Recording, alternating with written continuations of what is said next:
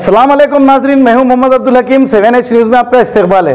रंगारेड्डी जिले शंकरपल्ली मंडल में पुलिस की जानिब से फ्लैग मार्च किया गया है। इस मौके पर CI लिंगया, SI संजीव मौजूद थे। आइए देखते हैं इम्तियाज की ये रिपोर्ट।